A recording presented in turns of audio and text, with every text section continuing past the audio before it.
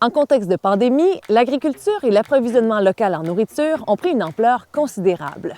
En parallèle au modèle d'agriculture à grande échelle, certains se sont penchés sur la manière dont l'agriculture interagit avec son écosystème. Aujourd'hui, on parle de permaculture, un ensemble de principes de design pour l'agriculture inspirés de l'écologie, l'agroécologie et de philosophie.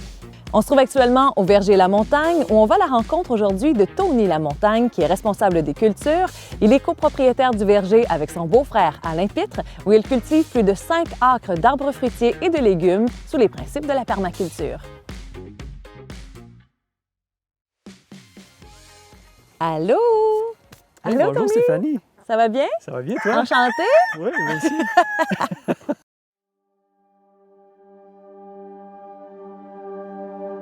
Raconte-nous l'histoire du verger. Comment tu as abouti ici avec ce beau projet-là? J'ai fait un cours d'horticulture maraîchère bio, c'est ça. J'avais toujours ça en tête de faire de l'agriculture.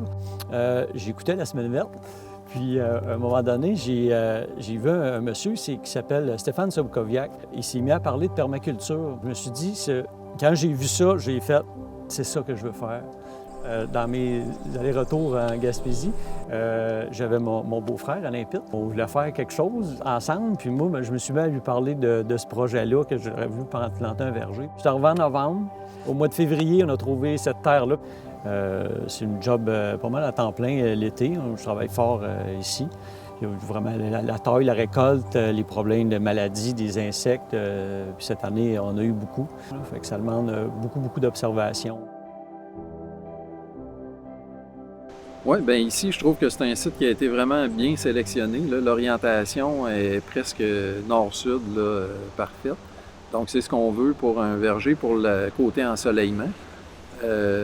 L'autre chose, c'est qu'on a une pente régulière sur tout le terrain, ce qui fait que ça va justement permettre le drainage.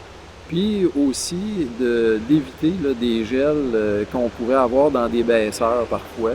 Puis ici, c'est vraiment un beau site parce qu'il est tout protégé par des arbres tout le tour. Donc, il y a comme une haie naturelle qui était là, qu'on n'a pas enlevée. Et ça, c'est excellent. Ça réduit le vent. Puis, durant l'hiver, ça va permettre l'accumulation de neige, donc la protection hivernale.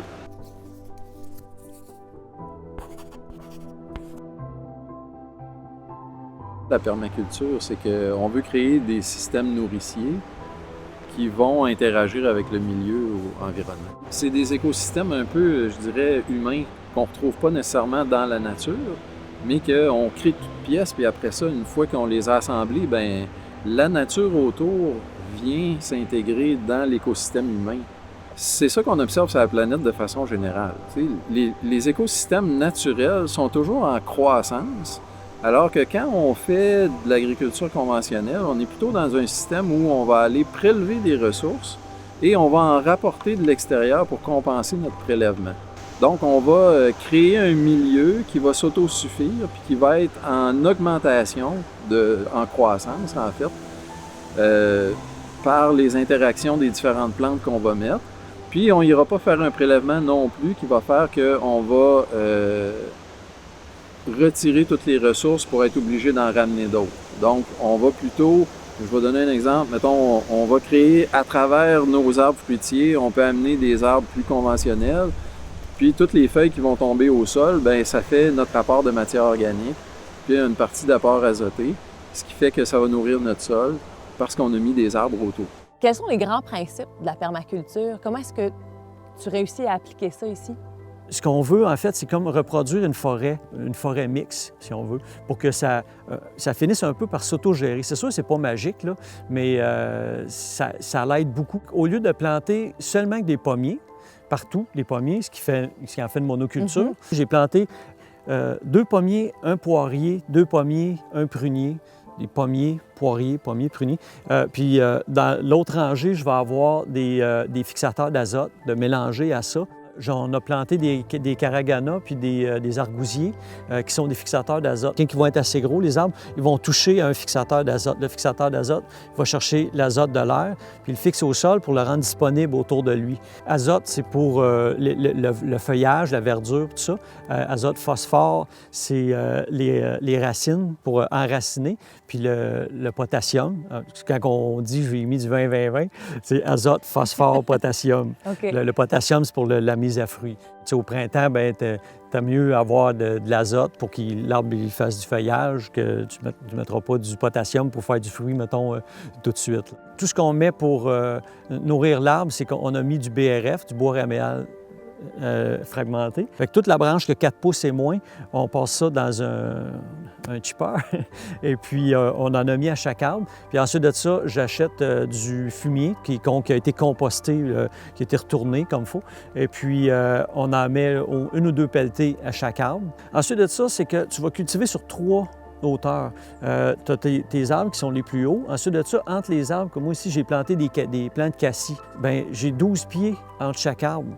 Fait que tant qu'à le perdre, cet espace-là, tu vas planter tes cassis. Tu peux pousser plus loin à aller semer des choses au pied de tes arbres. Comme moi, j'avais semé des oignons égyptiens. Puis l'année prochaine, on va planter des noisetiers hybrides, des grosses noisettes, là. Il y en a beaucoup en Gaspésie, du noisetier. Là. Et puis, ça pousse bien dans le bois, pas dans le bois trop dense, là. Au centre du verger, on a planté du sarrasin. Donc, le sarrasin, lui, il produit une fleur qu'il y a une guêpe qui va pondre ses œufs dans la mouche de la pomme. La mouche de la pomme, c'est vraiment un gros problème, là. Puis cette guêpe-là, elle aime beaucoup le sarrasin, la fleur du sarrasin, puis elle arrive pas mal en même temps que les pommes, que la mouche de la pomme, tout ça. Alors, on plante ça dans le milieu du verger pour attirer cette guêpe-là. Il n'y a pas juste des abeilles, il y a les bourdons, il y a plein de petites abeilles qu'on ne connaît pas, qu'on connaît moins, qui ne font pas nécessairement du miel, mais c'est des pollinisateurs qui sont super utiles pour les arbres. Ici, on a 12 rangées de pommes avec 12 variétés différentes. Ce qu'on a fait, c'est qu'on a planté toutes des pommes qui ne sont pas sensibles à la tavelure.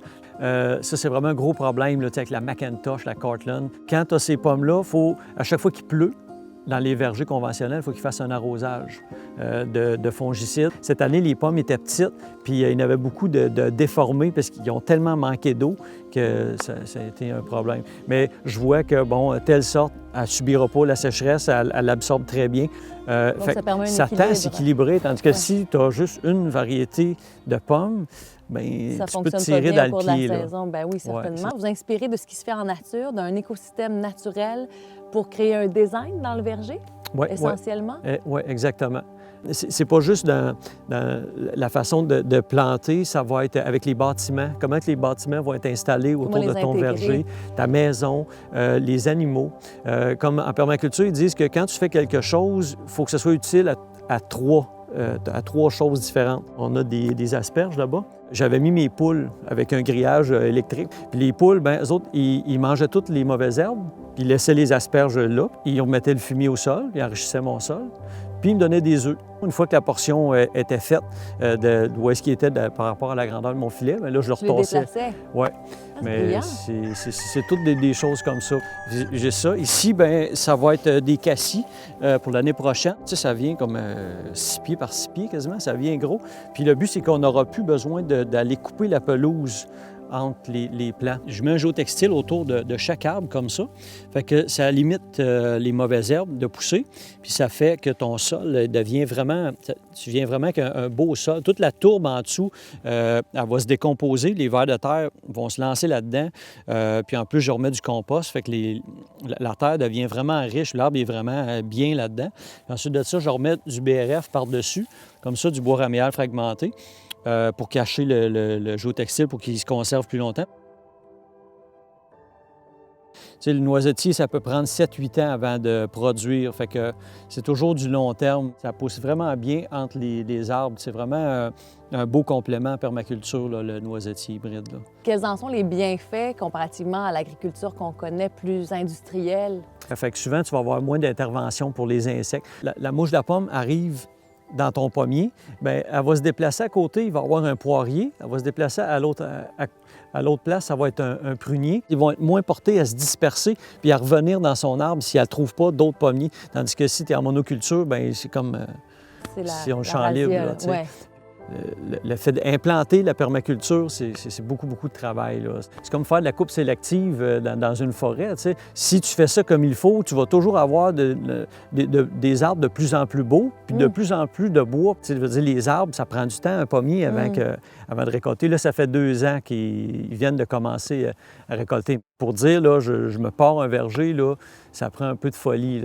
D'après moi, dans 5 ans, les arbres vont commencer à produire beaucoup. Tu sais, là, ils poussent à environ d'1 pied par année. Fait que peut-être dans 5 ans, je dirais qu'on va peut-être avoir un 20-30 000 livres qu'on pourrait avoir de pommes. Là, tu sais, cette année, on a eu 1000. Penses-tu que c'est un modèle d'avenir, la permaculture? Ah, c'est un incontournable. C'est tellement plus beau, c'est tellement... les gens aiment tellement ça qu'il y a tellement d'abondance différente, puis ça fonctionne. Le rendement, je dirais, de chacune des plantes au mètre carré n'est pas très élevé. Cependant, l'effet d'étage fait qu'on arrive à un rendement qui est très intéressant. On parle autant de ce qu'il y a dans le sol, ça peut être les champignons, les vers de terre, etc. On parle aussi du couvert végétal qui est en surface, mais on va parler aussi de tout ce qui est pollinisateurs, insectivores, autres animaux autour, qui vont tout interagir dans notre système pour assurer que, dans le fond, tout est vivant partout. C'est l'écosystème de base. Puis un écosystème permaculturel, bien, c'est un peu la même chose qu'on essaye de recréer, mais sous forme nourricière. Donc, c'est de placer les plantes soit dans des endroits ou dans des séquences, ou là où ça va nous permettre d'aller tirer le maximum de chacune des plantes, puis où elle aussi va exprimer son maximum de potentiel. Des fois, en permaculture, ils parlent aussi de guildes. C'est des assemblages de plantes qui interagissent bien entre elles. Parce qu'il y en a des plantes aussi qui ont des effets qu'on va appeler allélopathiques, là, qui vont se détruire une l'autre. Je vais vous donner un exemple simple. Les épinettes, quand les aiguilles tombent au sol, ça crée de l'acidité, puis on voit presque rien qui va pousser autour d'elle. Bon, bien, cette plante-là a un objectif de se protéger elle-même des autres autour. L'agroforesterie, c'est de joindre à la fois la croissance des arbres, faire pousser des arbres, mais en même temps faire de l'agriculture. Il y a des gens même qui vont faire de l'agriculture conventionnelle et de la foresterie en même temps, où là, on va avoir des bandes d'arbres, en fait, à des espaces réguliers, puis on va faire même des cultures conventionnelles comme l'orge du blé ou peu importe. Ces arbres-là vont amener un écosystème au niveau de la pollinisation, au niveau de tout ce qui est justement des oiseaux, des insectes, etc. Toute cette faune naturelle-là va aider à augmenter le rendement des cultures conventionnelles. L'agroforesterie, c'est un peu ça dans le conventionnel. Puis dans la permaculture, bien, on peut justement intégrer tout le volet verger, où là, on peut resserrer les rangs et amener même des animaux qui vont pâturer entre les rangs plutôt que de tondre de façon conventionnelle. On va mettre nos moutons au pâturage, mais dans un verger. Et là, on a une interaction animale parce qu'en même temps, l'animal, bon, on va faire du fumier à travers nos arbres, il va venir fertiliser. On va se trouver à avoir comme un écosystème, comme on disait tantôt, un peu humain qu'on a créé, mais qui s'autosuffit parce qu'on a tout ce mouvement-là à l'intérieur. On peut vraiment faire de l'intercalaire partout, à travers notre boisé ou notre forêt, ou peu importe, en fonction de ce que les plantes vont préférer comme milieu de croissance. C'est beaucoup de travail, mais c'est pas du travail. Tu sais, je veux dire, moi, je me lève le matin, je m'en viens ici, c'est le bonheur. Il y a les oiseaux, les outardes de l'automne qui passent au-dessus du verger. C'est magnifique, là, tu sais. Est-ce que tu sens que les gens ont soif, justement, de connaissances sur tout ce qui est culture? Bien, oui, ça, je pense que c'est le COVID qui a amené ça. Tout le monde avait des jardins cette année. D'être un peu plus autonome, tu sais, en nourriture, puis en même temps, bien, ça te reconnecte avec la terre. Ça a été réellement nourrissant aujourd'hui de passer la journée au verger et de s'initier à ce qu'est la permaculture, une façon saine, logique, durable de produire. Dans un monde où on réfléchit beaucoup, on se questionne sur notre façon de consommer, notre façon de produire aussi, de voir qu'on peut le faire de façon plus harmonieuse avec la nature, c'est franchement inspirant.